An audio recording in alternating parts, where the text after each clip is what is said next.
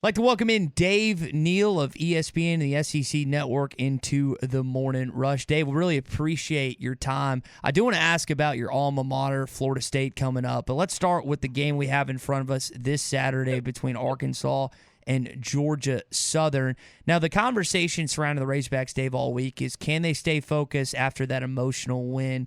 Based on what you've heard from the coaching staff and just kind of leading up to this game, how locked in do you think Arkansas is going to be to kick off at 3 o'clock?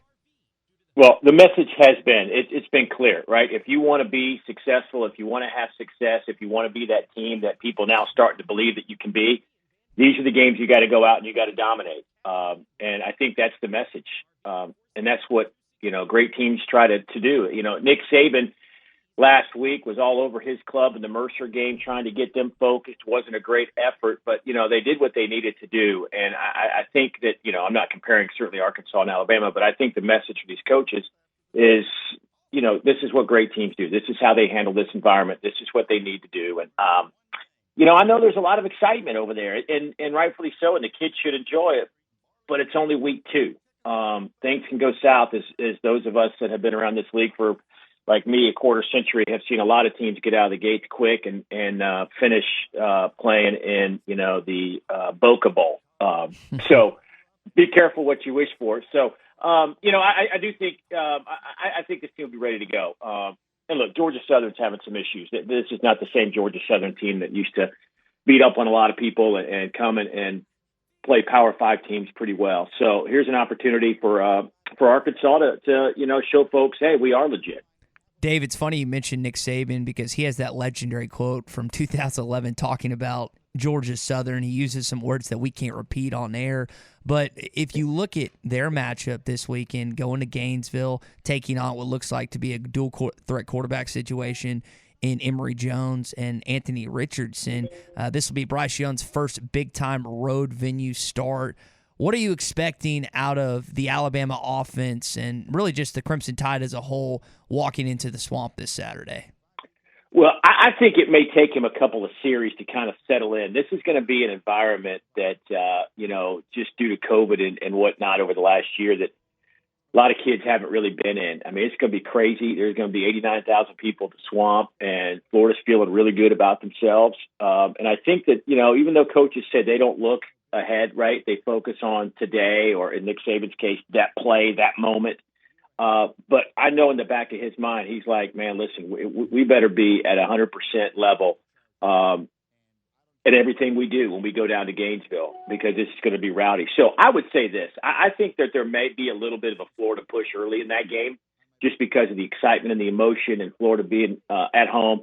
But Alabama's really good. I mean, really, really good. And I don't know that Florida, even with this offense, it seems to be clicking with 2 quarterbacks. And I wouldn't change it up, by the way. If I'm Dan Mullen, man, it's working. It looks good and it's working. I wouldn't mess with that at all. But I just think Alabama in the long run is just too much right now for Florida. So, I just think Nick Saban's going to have this team ready. I think he's got their attention. And, I obviously I think that's going to be the case pretty much every week this year. Is teams are going to have to play their absolute best, and Alabama's going to have to play somewhere in the 70-75% range if any of the elite teams want to beat them. You can make the right decision and still look wrong when you play Alabama. That's the bottom line. Exactly. So, Dave, as you've studied film, talked to coaches, visited with your analysts, getting ready for each game, what difference are you seeing in college football with the super seniors, the guys like Myron Cunningham and Grant Morgan and Bumper Pool that have come back? What is the difference in the product this year with those super seniors on the field? Well, guys, it's a great question. I actually talked to Derek Mason, now the defensive coordinator at Auburn, last week about that issue. And he says what's been great is these guys that have been around, especially those that have played a lot in their career, really getting guys ready to practice, understanding what it takes to practice at a high level. And, you get 90 minutes, 2 hours on the field with these guys, and that's one thing, but it's also what you're doing in that time off. And those super senior guys, they know this is their last shot, right? So they're doing everything in their power. They're dragging some of these young guys with them. And the other thing he said is that, last year offenses dominated, especially in the second half of the season through whatever. I mean, you can name 1,000 things. No spring football, practice was limited, COVID affected rosters. There was a million reasons why. those things aren't there. And defensively speaking, I think that group has kind of closed the gap with the offense this year on a big scale. And when you look at the landscape of why, it's because teams are actually playing better fundamental football, making tackles. Their technique is better. They've been able to have the opportunity to practice those type of things. So I do think that it helps having the super seniors. I think the extra practice certainly helps. And look, we all love offense, right? We all want to see the 50-yard bomb and the great 70-yard sprint down the sidelines for a touchdown if it's your team. But I think at some point, though, you want to have competitive defenses, and we're seeing a little bit more of that, I think, this year early in the season. We'll see how this plays out. But so far, that would be my assessment. That's kind of what coaches are talking about. Hey, man, we're better defensively as a whole because of some of those things, those dynamics we just talked about. I don't know if you went back and watched much of last year's Missouri game, getting ready for this week with KJ start against Missouri. He didn't play a lot last year, but he did start that game when Felipe was hurt. Did you watch any of that? Getting ready? I actually did the game. I was there. You did that. Okay, so you okay. So compare that game and his performance in that one compared to what we're seeing, what we saw last week in KJ against Texas. I mean, stark difference, a lot of growth. Had a spring practice. Give us a comparison since you did that game and you've watched the Texas game, obviously, and what you've seen in his development. Yeah. First off, I wasn't at the game. I was actually in my office looking at a monitor. Close, of KJ close enough, and talking. You know. Yeah. Right. Glad to be out on the road, by the way. And I can't wait to be in the building tomorrow for this one. But anyway, KJ Jefferson to me last year. I can't remember if that was I think it was my second game of Arkansas, I believe. Yeah, because I had the maybe the opener in Fayetteville. I think I did have the opener. But anyway, I digress a bit. But watching KJ. Against Missouri, you're like there were like things there that made you go, dang, this guy's has a chance to be really good. I think though that some of the decisions he made, maybe he'd like to have back in that Missouri game. He played great. I mean, really, you don't know what you're going to get in that situation on the road, and you lose a really, really talented quarterback to an injury. But I thought his decisions this past week. RPO game and when to run and the timing, and these are little things that coaches pick up on. It's like his mind, his clock in the pocket just seemed to be on. It wasn't quick, it wasn't slow. He kind of had a really good feel for things in that regard. And I love this Kendall Briles offense because yes, it is like most offenses. You got to have a dude behind center. But this isn't all about throwing the football. Like, you don't have to rely on his arm. I mean, you've got an unbelievable running game. You've got an offensive line that is so super talented that gives you that extra second. I know last year maybe they needed an extra second. That line was good, but they had some holes. They needed to kind of become that wall that you're looking for, and I think they've done that. But I think the whole thing makes KJ better this year, and I think it was on display in full force against Texas. And look, people can say Texas is down or whatever they want to say. I don't care. That was Texas. They recruit 4- and 5-star athletes on that team. And Arkansas totally dismantled them. So if that's, if you can't take Arkansas for what they are right now, and that is a really good football team that looks really well coached, then you're not seeing the same thing I think that I'm seeing. And they've got a long way to go to kind of, elevate themselves in one of the most difficult divisions in college football history, with Alabama sitting there, and who knows how LSU is going to be. I mean, it's just you don't know, but I think here's a chance for them to move up that ladder. Dave Neal with us here on the Morning Rush, SEC Network, ESPN. Now, Dave, you just spoke to the two games you went to last year, having to watch it on a monitor, and now you get to be in Fayetteville. You get to talk to coaches in person. You get to kind of immerse yourself back in college football, as so many fans have done this year. And with Texas coming in, you think about the Longhorns this past season, whether it's Thompson or Card, like they didn't see that atmosphere, that crowd until the second week in Fayetteville. How much more of an effect do you think home crowds are going to have in college football this year, with them not really having any effect this past year? Well, I think it does play a role. I think in the NFL, maybe not so much. I just think those guys are, have experienced these type of things. Whereas the college kids, it's all kind of, for many of them, these young guys, it's kind of a new environment. And the environment the other night, now I'm obviously watching it from home, but it felt like it was coming through my TV screen, man. It was awesome. And the post-game celebration was awesome. I just, that's what college football is. And I believe that the home field advantage in college football is substantial. I think there are two things on the outside, and I've done, even though this is an afternoon game, I have done the early game for, I can't even tell you guys how long. There are two things that affect the home crowd on a night game has a huge advantage. And I think the away team has a huge advantage on that 11 a.m. kickoff. Those are two things that are on the periphery that I have noticed in my long time doing this. And I know when I was doing the Raycom Jefferson Pilot games, I get blamed all the time for a team losing at home at 11 o'clock.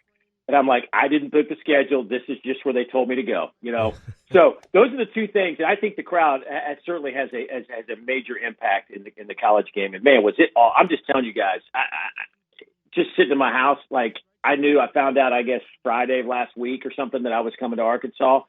And I usually don't have rooting interest in games at this level, but I always kind of root for the team I'm about to get to win, so that makes my week a little bit easier.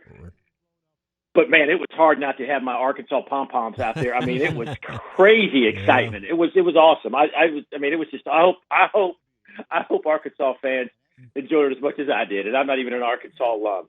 Dave, take us, I know later today is when you meet with the coaches and the coordinators, and take us inside that production meeting and what it's like when you sit down with Sam and Barry Odom and Kendall Briles. And I know his personality is so engaging.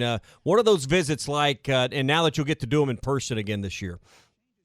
Well, I will tell you this, that Sam Pittman, I've known Sam for a long time, but not really, look, when we go to town, we talk to the coordinators, we talk to the head coach, we talk to some players, we'll go walk through, maybe, say hello to the linebacker coach or the O-line coach, but we don't really spend a whole lot of time with those guys unless we have an earlier relationship with them. So I have known Sam forever, but I never really got to know him like you do coordinators where you spend time with them and all that stuff. So last year, and it was through the Zoom, and he was like sometimes guys like that come across as fake, but when you talk to Sam, he is passionate, he is truthful, he's living this, like this is his dream, and it comes across when you talk to a guy like that. And if you don't root for somebody who just is so passionate and caring about his job, the people around him, then I don't want to be around you. And I don't think Sam wants you to be around him. I mean, that's the environment he has created. I am a huge fan of Barry Odom. I always have loved him since he was in D.C. at Missouri when I first got to know him a little bit. And then, of course, know him a lot more. Another guy that just fits that Sam Pittman mold, who is a hard worker, dedicated to his kids, wants to be the best, wants them to be the best. And it's easy to kind of wrap your arms around those guys. The guy I didn't know was Kendall Briles. Knew of him, didn't know anything about him until last year. Man, it's hard to not talk football with him. Listen, I'm just a play-by-play guy, right? I didn't play the game at any high level like some other guys do, but I could listen to him talk about football and diagram plays and diagram things that they're trying to accomplish on this play, which would set up this play, and try to understand these receiving routes and the trees that you try to do. And, it is just awesome. And I just enjoy that like you wouldn't believe, sitting there. It just makes my job. I mean, that's why I can't wait to go to these places every week and go sit down with these people. It's awesome. And that's the one thing, guys, I know I'm going on here because I just love it. But the one thing that we have in today's world as announcers that the average fan doesn't have, you get the game notes, you get all the internet stuff, right? I mean, everything is out there. Press conferences are streamed. You get all that. But the one thing you don't get that we do have access to is the Friday night or the Saturday morning meeting with these coaches and stuff the day before the game to get really the kind of the nuts and bolts of this stuff. And so that's an important aspect of our job. And those meetings are tremendously helpful. And the coaches have been great over the years, just trying to help us get ready for a game to do the best job we possibly can. Dave, before we let you go, Kendall Briles' previous stop was at Florida State, your alma mater. I know. I was hoping you were going to forget. Well, it's been some barn burners down the stretch. We're out of time. They've been close, but I mean, they almost had Notre Dame. We know about know about Jacksonville State. Mike Norvell was a candidate for the Arkansas job at one point. And so I want to get your thoughts on Florida State start this season, and how does Norvell turn this season around? Well, I tell you what, he's got to get these guys. I think that they are just a beaten, wounded animal that is in the corner, cowering right now. I thought they made some strides. I think we all did. Not just me as a Florida State alum.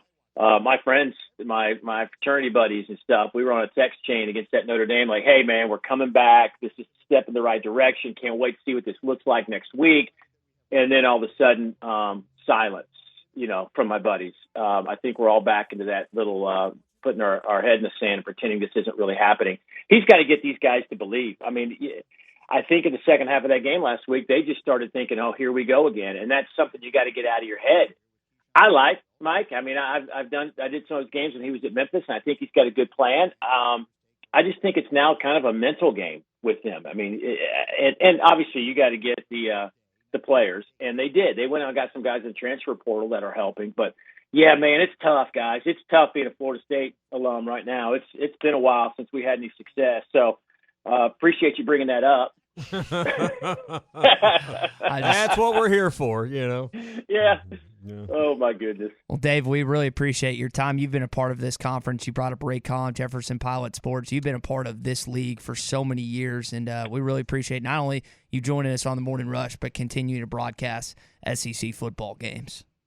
Well, thanks for having me on. You guys enjoy the game tomorrow, and I know I will, and we'll see you down the road. All right, glad to have you back in Fayetteville. Thank you. It's that time of the year again, and all eyes are now turning to football as teams are back on the gridiron to start the football season. As always, BetOnline is your #1 spot for all of the pro and college football action this season. Get all of the updated odds, props, and contests, including the online's biggest $500,000 NFL mega contest, the world's largest 200,000 NFL Survivor contest, open now at BetOnline. Here's what you have to do. Head to the website or use your mobile device to sign up today and receive your 100% welcome bonus. BetOnline is the fastest and easiest way to bet on all your favorite sports. BetOnline, your online sportsbook experts.